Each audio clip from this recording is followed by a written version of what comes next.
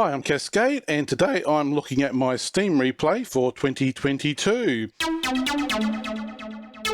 Apparently I played 101 games, although 40 of those are demos. 60 of those are new games, and I can assure you a lot of those got loaded up for probably less than 2 minutes, but we're going to have a look at that. My most played Steam game by a long shot was Phantasy Star Online New Genesis.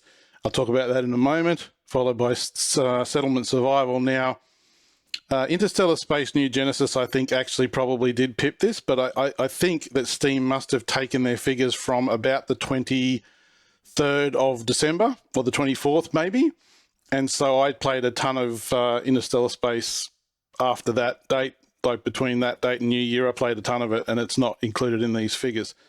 I unlocked a bunch of achievements, but most of these are from some game that isn't even in the App Store anymore that just spammed a whole bunch of achievements.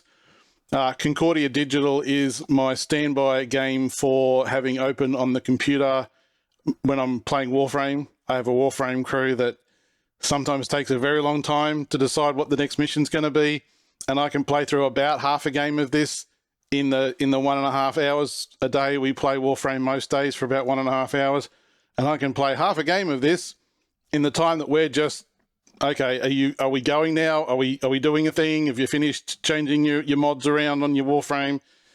Apparently I played for 37 days straight on Steam, but I suspect a lot of that's going to be Phantasy Star Online, I would think, which I don't play anymore. About half of this 661 Steam average is 21. Wow. About half of this is this one game. Well, we'll come to it, but about 300 of these achievements are actually genuine achievements. The average Steam player only plays 5 games, apparently. Well, they've probably got a life. Streak I talked about. 33% of games were new releases. Now, is that including demos, in which case I didn't actually buy the game? None of these are AAA titles. I do not pay full price for games. I do not get AAA titles on release. I just don't pay full price for games, and I don't usually play those. But you're going to see in a moment, most of these are indies and things. Most games released in the last 1 to 7 years. A lot of people are playing games that are relatively recently. Few people on Steam are playing actual new release titles. That's interesting, but then we drop off when it comes to older games, although I do have a few. And then this is kind of interesting. Again, I think there's Interstellar Space New Genesis, whatever it's called. Interstellar Space Genesis count as a city builder. It's a 4X game, in which case definitely we're in here. MMORPG was Phantasy Star. A lot of board game apps, but a lot of this and chess. They're often open on my computer for an extended period of time where I'm not actually paying attention to them because I'm playing Warframe or because I leave them running. So this time would be quite skewed. I had a friend who got into chess sort of around August, and I stopped going to my board game clubs around August. That's a whole story that I might tell one day. So I started playing chess with him for a little while, and then he got bored of it before I did, or we both got bored of it about the same time. And I really went on a turn-based thing this year because I was looking for games that I could play whilst I was doing other things and dip in and out of, mainly Warframe on the PlayStation, which is over there, which is why I'm pointing over there. Roguelike would be Severed Steel and Nowhere Profit, which I'll talk about, and other games which I probably played for a very short period of time. There's some discussions. 22 friends at it. I do a lot of key trades, so that involves adding people so you can message them, and a lot of the time they just stay as your friend, and then it's kind of interesting to see what people are playing, and sometimes you'll trade a key with them again at some point in the future. I might do a video on key trading. I had a bunch of old keys from old bundles that I'd had stacked up, and I hadn't even bothered to go and actually unlock the keys for those. I did a bunch of that, and I did a bunch of trading. Badges, I got some feedback on some of them, community awards and whatever. And here it is, the bulk of my time on Steam. So February would have been me learning to play the game. March would be, grinding through unlocking all the stuff. April would have been maxing out my gear and getting like the relic weapons. That's like the top tier weapons. May was like an intentional kind of content drought from them. They were sort of holding back for the big update in June, but basically everyone kind of took a break. I got in a clan or an alliance or whatever they call it, and that was cool. Like, it was cool to just log in and chat, and people would log in and chat. And like, it's unlike Warframe, where that really doesn't happen very much. You could go into the when you're in the little city areas, or if the game's broken up into different zones, and when you're in a zone, you can chat with people in that zone, and people hang out in. There's a couple of cities. Actually, there'll be a third one now. And people just go there and they'll just open chat, and they'll just be talking about just day-to-day stuff. And people in the clan, like, you log in and someone was trying to decide if they were going to switch from day shifts to night shifts or vice versa. And somebody told me how they'd played all the Phantasy Star games from the original, like, Sega, I don't know if it was the Genesis or the Mega System. Like, they'd played all of them. And there were a lot of Warframe players in there, and I had some fairly extensive chats about Warframe in Phantasy Star.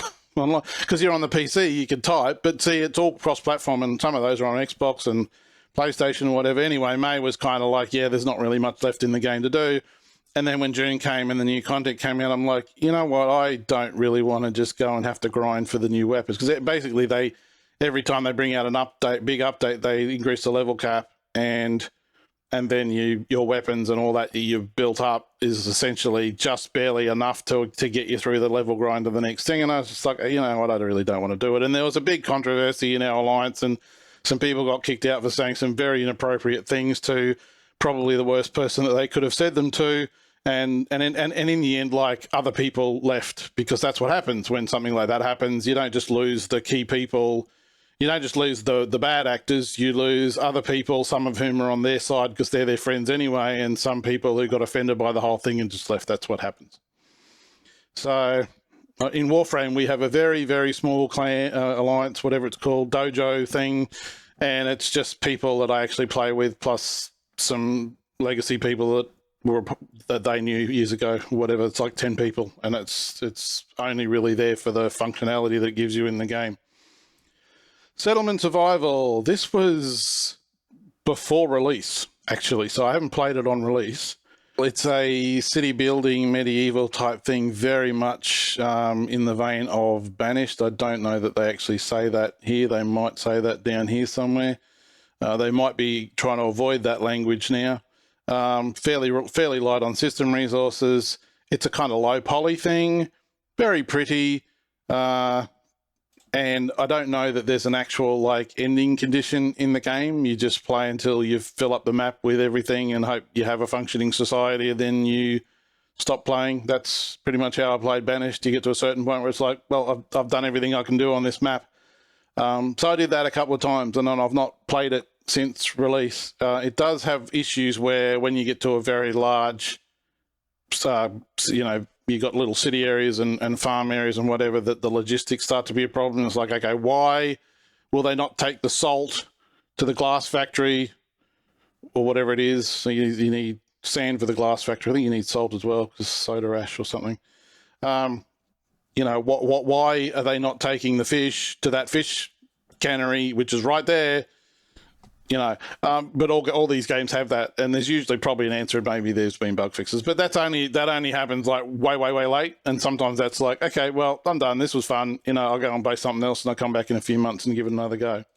But I haven't actually played it since the actual release. It is a Chinese studio, all right, and they have an active Discord, and they do respond, and it's pretty clear that they're, like, not English native speakers, but they're enthusiastic, and they seem to really genuinely get it. And this is like Banished with the best mods incorporated into the game, and some of the rough edges knocked off. And it would be, when you know the history behind this, you might think, well, this is just like, at first I thought, boy, this seems a little bit scummy that they've just basically taken Banished and essentially copied it. But they haven't. They've taken Banished like somebody who really knew Banished inside out, knew what the problems were, knew what the best mods were, and just took all the rough edges off and made a really polished game. This is truly excellent. And Concordia, so 9% of total players on. This game is open a lot on my machine, especially apparently I picked it back up in November. Each of these probably only represents 1 or 2 plays through. They don't actually say how many hours it was open. Overall, I probably don't want you to know that. I probably could go back and work that out. It does tell you total playtime, but this would have been open a lot, just sitting there open. And sometimes I finish out the game. Sometimes when we wrap up with Warframe, I finish out the game, and sometimes I don't. I leave it and I come back the next day. I originally was playing it with 3. I feel like 3 players is probably the best player count for a large selection of games, because you've got that interaction where you can kind of keep a track on what 2 other people are doing and see which one you think is winning and play against whatever. The problem is sometimes one of the AIs will just stomp on you, and then the other AI will win. Because it's basically like the one AI is king making the other AI. Now, it's not intentional. It's just, oh, wow, like on the 3rd turn, I was about to set up a nice little engine over here. With 3 players, you can kind of divide the map up into 3 sections, and then you might want to kind of tax each other a bit. But I'm gonna build on the city in your thing there so that I get a bit of that. But if you do that too much, then that just becomes a dead region where it's like, well, nobody's going to produce there because I'm not going to give you resources when you're getting as many resources as I am. Why would I do that, right? So all you're doing is basically nullifying that region. Anyway, we don't want to get into a diatribe about Concordia, but with 3 players with the AI can kind of basically totally stomp on one of your regions, and it's like, okay, that's dead. You're never going to produce there. I'm never going to produce there. You've just killed me. Meanwhile, the other AI can go off and do their thing. So I think in November I started playing 4-player, and 4-player that happens a lot less, but you're also in each other's space a lot more, which I generally don't prefer. However, it's more fair. So it's like, okay, you have to learn to be in each other's face, in each other's areas, and when to do it so that it becomes a tax where you can piggyback on the back of another player without it making the region a dead region. But that's Concordia. That's its whole topic as well. And chess, yeah, I think September was basically, I played chess with this guy 3 or 4 times, and then he was playing online. I was playing online to just sort of practice, and he had gotten, we were quite well matched. He was slightly better than me. I had played him in chess like 5-6 years earlier, and I completely stomped him. Like, he had no clue how to play chess, and then he's just gotten a bit obsessed with it of late, and was watching a bunch of YouTube videos, and he was just ever so slightly better than me. But they said he'd been doing all that and I had been doing nothing. I just was relying on my chess knowledge from 30 years ago. But he'd come up to that level just from watching YouTube videos. But this tailed off. I haven't played a game of chess with him for a couple of months, but simply chess was the better. It is free, and it's just a really, really basic functional chess game that doesn't mess around, unlike another one that'll be on the list that I'll talk about, which is too glitzy and glamorous. And I played a ton of this in December, but it must have been after the cutoff. So I reckon I played at least as much of this again in December. So this is a 4X game that is better than Civilization. I played a ton of Civ 1 back in the day. I bought Civ 1 3 times because I kept throwing it away because it was taking over my life. I would sit down like on a Saturday and I would play Civilization all day, sometimes 2 games. And after a while, I'm like, I have to take this out of my life. So I actually bought it on floppy disk in the mid-90s like 3 times. Like over the course of the 90s, I bought that game multiple times. And then I played Civ 4 a few times, by which I mean I'll play a game through, and then I'll go and I'll start a second game, but I won't actually end up getting to the end of it because it's like, I don't really want to grind out the end of the game. I bought Civ 4 3 times too because I had the disc, which I think I recently threw away because I had to purge stuff. I bought it on the Mac, which I played on the Mac App Store. I own that copy, and then I actually own it on Steam, which was probably part of a bundle somewhere. And I have Civ 4 and 5, which I can never get past the tutorial on, and I played Humankind through. Again, like Civ, I play through a game, and then I start another game, and then I get like about halfway through, and I'm like, yeah. But this one seems to avoid all that. The win condition for this one makes more sense. It's like, if you are the most established empire in the game at a certain key point, you win. Whereas with Civ, you have to grind it out to the end condition, which is destroy all the other civilizations, have a ton of money, get to the end of unlock every single tech in the game, even though there's literally no game reason to do that. It's literally just, well, we're going to just sit here and click next on turn until we get enough technology points. Or there's that whole UN thing, which never made any sense to me. Like, it just seems to drag on and on and on and on and never resolves. Meanwhile, you end up wiping everybody else out in the meantime because nothing's happening. So Civ, Humankind, they all have that same problem where it's like you feel like you've built up, established an empire, discovered the world, you have a functioning civilization, and you're clearly superior to everybody else on the board, and you haven't won because you haven't reached some arbitrary, very grindy end condition. And this doesn't do that. This says, hey, you won. Playtime by month, Hyperdimension Neptunia a bit. But I played a ton of that. That was the game that I got in the Steam sale that I really played a lot. Interstellar Space. Scythe, I was doing a video series on Scythe, which I have some in the can and some yet to do, and said basically August I stopped attending board game clubs, and it seemed like I was not going to have board games as part of my life, and so I just kind of pulled back from all of that. So I don't generally play a lot of the Scythe computer game because I played a ton of it, and I've played a ton of Scythe in real life. At my board game club, I was the Scythe guy. Not that we played a lot of it down there, but I was the Scythe guy, and but I tried to avoid playing it on the computer when I wasn't playing it with real people. But anyway, Settlement Survival, and then Phantasy Star, and some Concordia and whatever. And then my longest streak of 37 days, and this is what I played. I don't know that that's particularly meaningful. And these are all of the games that I played in 2022. And I'm going to talk about that in the next video.